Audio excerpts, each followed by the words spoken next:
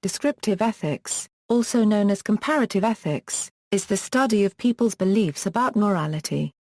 It contrasts with prescriptive or normative ethics, which is the study of ethical theories that prescribe how people ought to act, and with meta-ethics, which is the study of what ethical terms and theories actually refer to.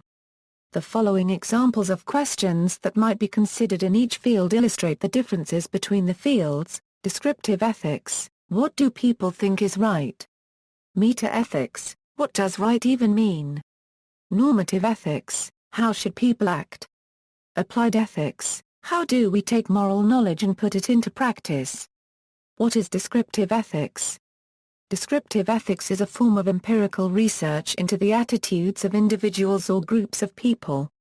In other words, this is the division of philosophical or general ethics that involves the observation of the moral decision-making process with the goal of describing the phenomenon. Those working on descriptive ethics aim to uncover people's beliefs about such things as values, which actions are right and wrong, and which characteristics of moral agents are virtuous. Research into descriptive ethics may also investigate people's ethical ideals or what actions societies reward or punish in law or politics. What ought to be noted is that culture is generational and not static. Therefore, a new generation will come with its own set of the morals and that qualifies to be their ethics. Descriptive ethics will hence try to oversee whether ethics still holds its place. Because descriptive ethics involves empirical investigation, it is a field that is usually investigated by those working in the fields of evolutionary biology, psychology, sociology or anthropology. Information that comes from descriptive ethics is, however, also used in philosophical arguments. Value theory can be either normative or descriptive but is usually descriptive. Lawrence Kohlberg, an example of descriptive ethics. Lawrence Kohlberg is one example of a psychologist working on descriptive ethics.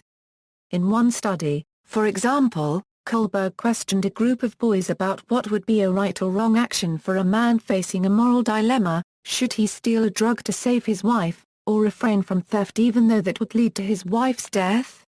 Kohlberg's concern was not which choice the boys made, but the moral reasoning that lay behind their decisions.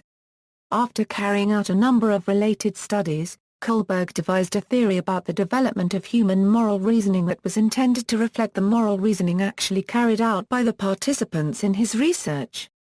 Kohlberg's research can be classed as descriptive ethics to the extent that he describes human beings' actual moral development.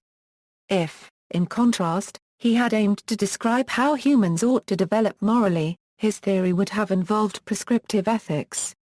Descriptive ethics and relativism. Descriptive ethics does not explicitly discern between good and bad ethical theories.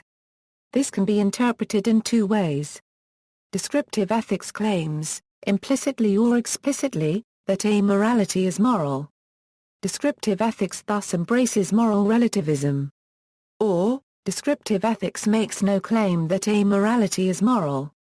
Its innate amorality is solely due to a practical division of labor between descriptive ethics and normative ethics.